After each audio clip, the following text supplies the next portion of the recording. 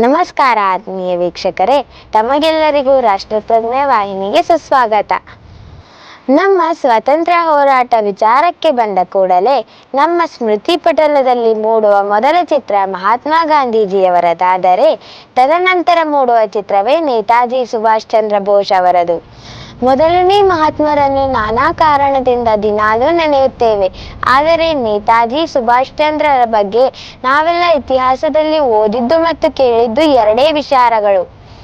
ಮೊದಲನೆಯದಾಗಿ, ನೀವು ನನಗೆ ರಕ್ತ ಕೊಡಿ, ನಾನು ನಿಮಗೆ ಸ್ವಾತಂತ್ರ್ಯ ಕೊಡುತ್ತೇನೆ.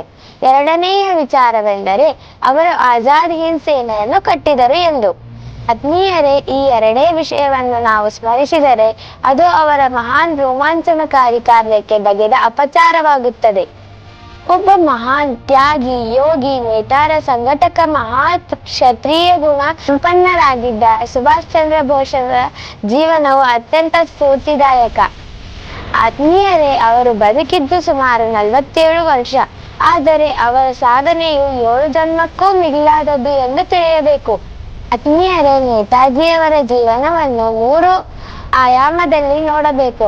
ಮೊದಲನೆಯದು ಅವರ ಬಾಲ್ಯ ಮತ್ತು ತರುಣಾವಸ್ಥೆಯಲ್ಲಿ ಮಾಡಿದ ಸಾಧನೆ ಮತ್ತು ತ್ಯಾಗ. ಎರಡನೆಯದಾಗಿ ಅವರು ರಾಜಕೀಯ ನೇತಾರರಾಗಿ ಸ್ವಾತಂತ್ರ್ಯ ಹೋರಾಟದಲ್ಲಿ ಭಾಗವಹಿಸಿದ್ದು. ಮೂರನೆಯದಾಗಿ ಒಬ್ಬ ಸೇನಾ ದಂಡ ನಾಯಕನಾಗಿ ಸ್ವಾತಂತ್ರ್ಯ ಹೋರಾಟದ ತೀವ್ರತೆ ಮತ್ತು ದಿಕ್ಕನ್ನೇ ಬದಲಾಯಿಸಿದ್ದು. ಸುಭಾಷ್ ಚಂದ್ರ ಬೋಸ್ ಜನಿಸಿದ್ದು 1897 ಜನವರಿ 23ರಂದು ಒರಿಸ್ಸಾದ ಕಟಕ್ನಲ್ಲಿ. ತಂದೆ ಜಾನಕಿನಾಥ್ ಬೋಸ್ ಮತ್ತು ತಾಯಿ ಪ್ರಭಾವತಿ. ಆ ದಂಪತಿಗಳ 14 ಜನ ಮಕ್ಕಳಲ್ಲಿ ಸುಭಾಷ್ ಚಂದ್ರ ಬೋಸರು 9ನೇಯವರು. ವಕೀಲರಾಗಿದ್ದ ಜಾನಕಿನಾಥ್ ಬೋಸ್ ಕಟಕ್ ನಗರಸಭೆಯ ಅಧ್ಯಕ್ಷರಾಗಿದ್ದರು. ಕೆಲಕಾಲ ಸರ್ಕಾರಿ ವಕೀಲರಾಗಿ ಸೇವೆ ಸಲ್ಲಿಸಿದರು. ಸುಭಾಷರ ಪ್ರಾಥಮಿಕ ಶಿಕ್ಷಣ ಪಡೆಯುವ ಹಂತದಲ್ಲೇ ಅವರ ಮೇಲೆ ಶ್ರೀರಾಮಕೃಷ್ಣರು ಮತ್ತು ಸ್ವಾಮಿ ವಿವೇಕಾನಂದರ ವಿಚಾರಧಾರೆಯ ಪ್ರಭಾವಕ್ಕೊಳಗಾಗಿ ಇವರು ಚಿಕ್ಕವರಿದ್ದಾಗಲೇ ಇತರರ ಗಮನ ಸೆಳೆಯದಂತೆ ಯೋಗಾಭ್ಯಾಸ ಮತ್ತು ಏಕಾಗ್ರತೆಯ ಸಾಧನೆಯನ್ನು ಮಾಡುತ್ತಿದ್ದರು. 1913ರಲ್ಲಿ ಮೆಟ್ರಿಕ್ ಪರೀಕ್ಷೆ ಪಾಸಾಗಿ ಇಂಟರ್ಮೀಡಿಯೇಟ್ ಓದಲು ಕಲ್ಕತ್ತಕ್ಕೆ ತೆರಳಿದರು. ಆ ವೇಳೆಗಾಗಲೇ ಮಹರ್ಷಿ ಅರವಿಂದರ ಭಕ್ತರೂ ಆಗಿದ್ದ ಸುಭಾಷರು ಅವರ ವಿಚಾರಗಳ ಪ್ರಭಾವಕ್ಕೆ ಒಳಗಾಗಿದ್ದರು. ತಮ್ಮ ಆಸಕ್ತಿಗೆ ಅನುಗುಣವಾದ ವಿಷಯಗಳನ್ನು ಆಯ್ದುಕೊಂಡು ಅದರಲ್ಲಿ ಸ್ನಾತಕ ಪದವಿಯನ್ನು ಪಡೆದರು. ಅಷ್ಟರಲ್ಲಿ ಅವರ ತಂದೆಯವರು ICS ಅಂದರೆ ಇಂಡಿಯನ್ ಸಿವಿಲ್ ಸರ್ವಿಸ್ ಪರೀಕ್ಷೆಗೆ ತಯಾರಿ ಮಾಡಲು ಇಂಗ್ಲೆಂಡಿಗೆ ಹೋಗಲು ಸೂಚಿಸುತ್ತಾರೆ. ಆದರೆ ಬ್ರಿಟಿಷ್ ಸರ್ಕಾರ ಅಡಿಯಲ್ಲಿ ನೌಕರಿ ಮಾಡುವುದು ಅವರಿಗೆ ಇಷ್ಟವಿರಲಿಲ್ಲ. ಅದನ್ನು ಅವರ ತಂದೆಯವರಿಗೆ ಅವರ ತಾಯಿಯ ಮುಖಾಂತರ ತಿಳಿಸುತ್ತಾರೆ. ಆದರೆ ಅವರ ತಂದೆಯ ಒತ್ತಾಸೆಯನ್ನು ತಿರಸ್ಕರಿಸಲಾಗದೆ ಅವರು ಇಂಗ್ಲೆಂಡಿಗೆ ಹೋಗುತ್ತಾರೆ.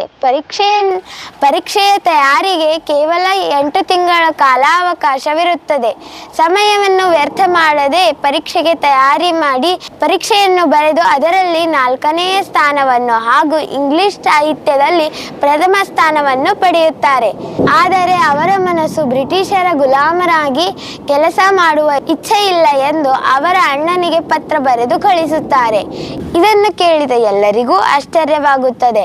ಆದರೆ ಅವರು ಒಂದು ನಿರ್ಧಾರ ಮಾಡಿದರೆ ಹಿಂದೆ ಸರಿಯುವ ಜಯಮಾನದವರಲ್ಲ.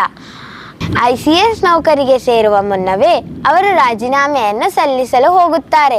ಸ್ವತಃ ಪರೀಕ್ಷೆಯ ನಡೆಸುವ ಮಂಡಳಿ ಅಧ್ಯಕ್ಷನೇ ಬಂದು ಒಳ್ಳೆಯ ಹುದ್ದೆಯ ಆಮಿಷು ಒಡ್ಡುತ್ತಾನೆ. ಆದರೆ ಅವರು ಮೊದಲೇ ನಿರ್ಧಾರ ಮಾಡಿದಂತೆ ಸ್ವಾತಂತ್ರ್ಯ ಹೋರಾಟದಲ್ಲಿ ಧುಮುಕುವ ಮಹಾದಾಸೆಯ ಎದುರು ಈ ಉನ್ನತ ಹುದ್ದೆಯ ಕ್ಷುಲ್ಲಕವಾಗಿ ಕಾಣುತ್ತದೆ.